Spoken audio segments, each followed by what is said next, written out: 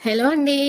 Subscribe చేసుకోండి. ఈరోజు సీరియల్లో పల్లవి వాళ్ళ ఫ్రెండ్ వాళ్ళ ఇంటికి వెళ్ళి డోర్ కొడుతుంది. వాళ్ళ ఫ్రెండ్ డోర్ తీసి, పల్లవి నువ్వు మా ఇంటికి రావడం ఆశ్చర్యంగా ఉందే అని అనగానే పల్లవి ఏమో చిన్న పనుండి వచ్చాను అని అంటది. సరే రా అని తీసుకెళ్తుంది. ఇద్దరు కూర్చుంటారు. ఇక చెప్పు, నాతో నీకేం పని ఉంది అని పల్లవిని అడుగుతుంది. పల్లవి ఏమో ఉండకూడదని రూల్ ఏం లేదు కదా అని అంటది.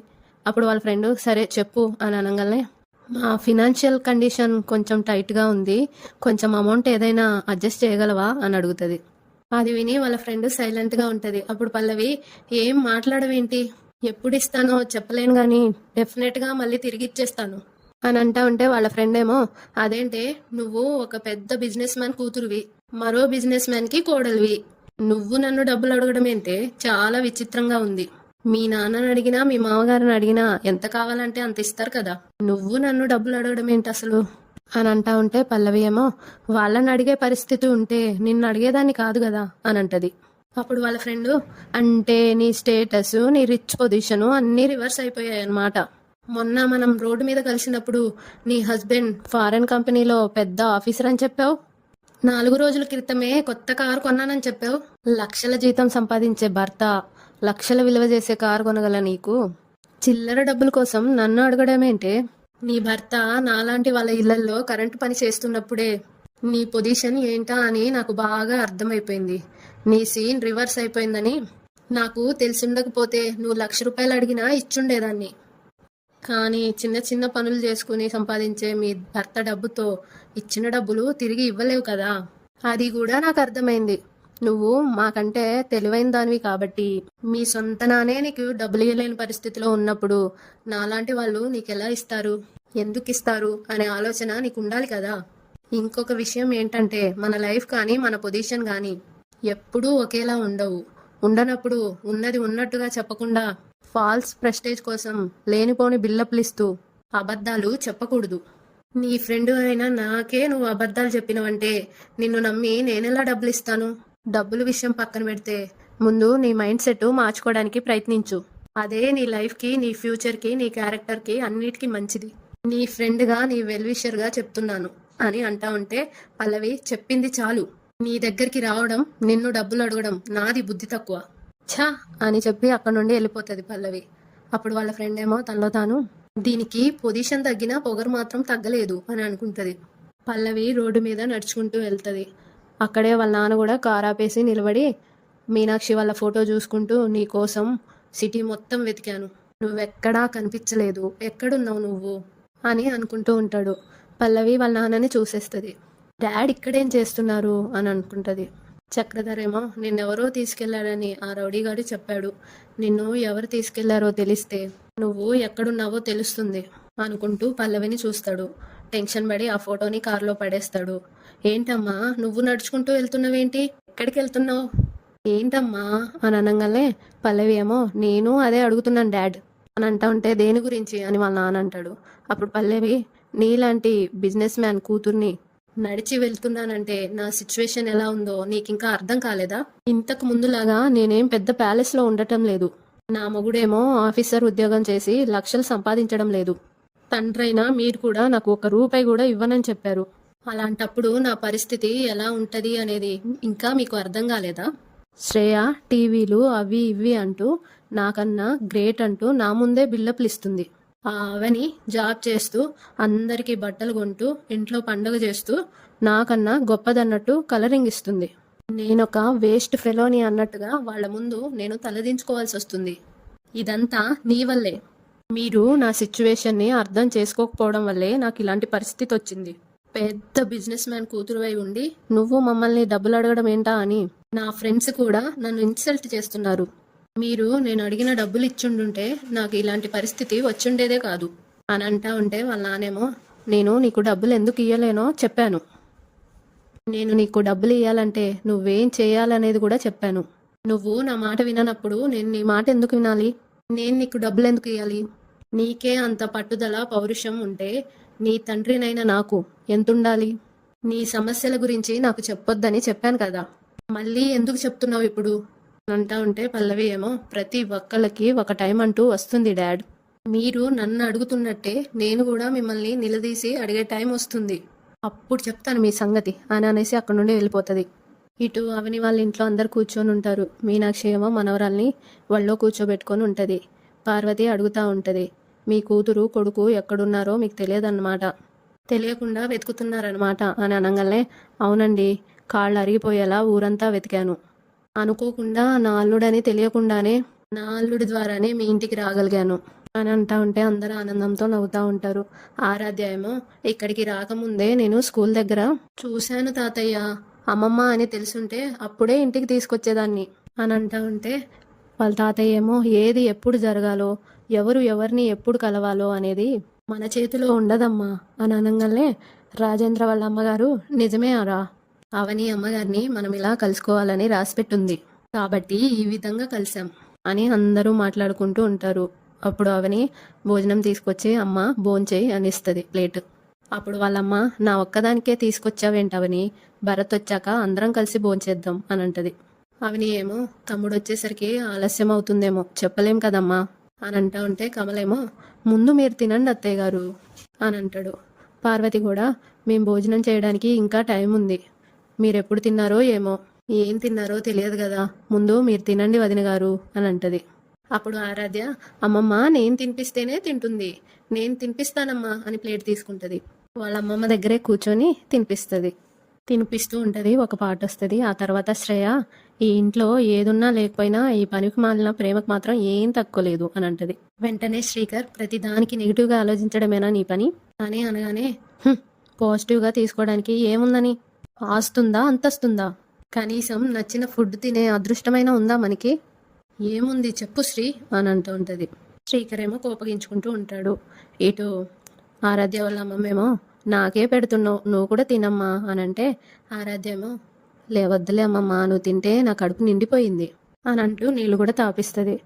అవని ప్లేట్ తీసుకొని వంటగదిలో పెట్టి వచ్చి, అమ్మ నీకో విషయం చెప్పాలి అని అనగానే, చెప్పమ్మా అని వాళ్ళ అమ్మ అంటది.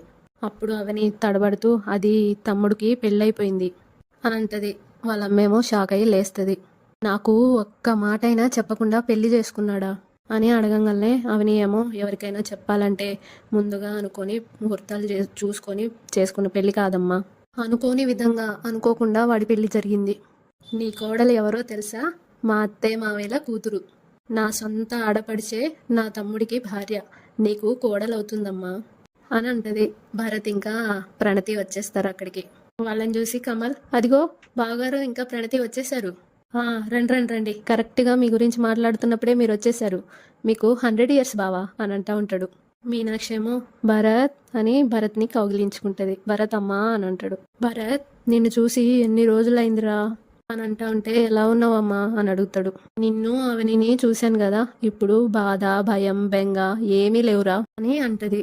భరత్ ఏమో, అమ్మా ఈ అమ్మాయి అని అంటా ఉంటే వాళ్ళ అమ్మాయేమో నవ్వి, నా కోడలని అర్థమైందిరా, నేను మీ అత్తయ్యనమ్మా అని అంటది ప్రణతితో. అప్పుడు ప్రణతి, మీకు తెలియకుండా మేము పెళ్లి చేసుకోవాల్సి వచ్చింది, మమ్మల్ని క్షమించండి అత్తయ్య అని కాళ్ళ మీద పడుతుంది. ఇద్దరూ ఆశీర్వాదం తీసుకుంటారు.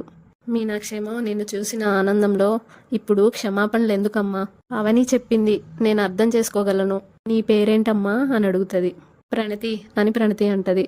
పార్వతి ఏమో, అమ్మ ప్రణతి ఎలా ఉన్నావమ్మా అని అనగానే, బానే ఉన్నారమ్మా, మీ ఆరోగ్యం ఎలా ఉంది నాన్న అని అడుగుతుంది. వాళ్ళ నాన్నగారేమో, బ్రహ్మాండంగా ఉన్నానమ్మా, నువ్వు వచ్చావు కదా ఇంకా బాగుంటాను అని అనగానే ప్రణతి నవ్వుతుంది. ఎలా ఉన్నావు నానమ్మ అని అడుగుతుంది. అప్పుడు వాళ్ళ నానమ్మ, నాకేం తక్కువే, ఉక్కు లాంటి బాడీ నాది, బ్రహ్మాండంగా ఉన్నాను అని అంటా ఉంటే, కమలేమో తుప్పు అనబోయి ఉప్పు అన్నది, నువ్వేం పట్టించుకోకమ్మా అని అంటాడు. అందరు నవ్వుతారు.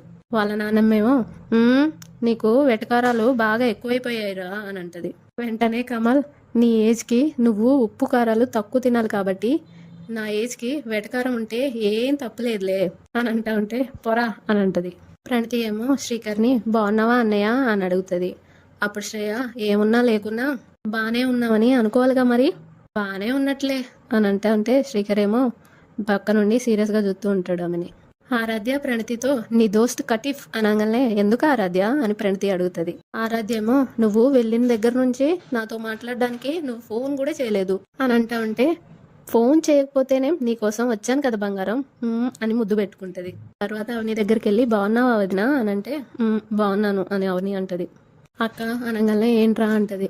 అమ్మ నీ దగ్గర ఉండడం ఎందుకక్క, అమ్మని నాతో తీసుకెళ్తాను అనగానే, అదేంట్రా అమ్మ ఎవరి దగ్గర ఉంటే ఏంటి, అయినా ఇప్పుడు నువ్వు తీసుకెళ్లడం దేనికి అని అంటా ఉంటే భరతేమో, అమ్మని నా దగ్గర ఉంచుకోవాలని నాకు ఉండదా అమ్మ, అమ్మ నువ్వు నాతో రా అని అంటారు. ప్రణతి కూడా రండత్తయ్య గారు అని అంటది. అక్షయ్ ఏమో, చూడు భరత్, ఏ తల్లికైనా కొడుకు దగ్గరే ఉండాలని ఉంటుంది, కానీ నువ్వు ఇప్పుడు ఉద్యోగ ప్రయత్నాల్లో ఉన్నావు కాబట్టి మీరు కొంచెం సెటిల్ అయిన తర్వాత మీ అమ్మని మీతో పాటు తీసుకెళ్దు గాని.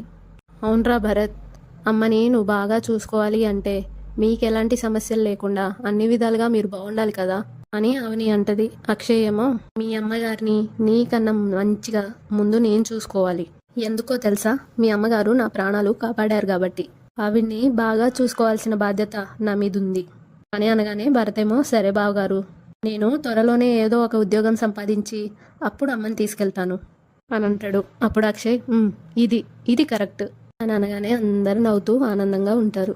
కమలేమో తనలో తాను, అందరూ ఇంట్లో ఉన్నారు, మరి ఇంట్లో పల్లవి లేదేంటి, ఎక్కడికి వెళ్ళింది అని అనుకుంటూ ఉంటాడు. పల్లవి ఆటోలో ఇంటికి వస్తుంది. ఎదురుగా ఆరాధ్య నిలబడుతుంది. చేతిలో చాట్ పెట్టుకొని, నేను నీకోసమే వెయిట్ చేస్తున్నా పిన్ని అని అంటది. వెంటనే పల్లవి, ఎందుకు, నాకు దిష్టి తీయడం కోసమా అని అంటది.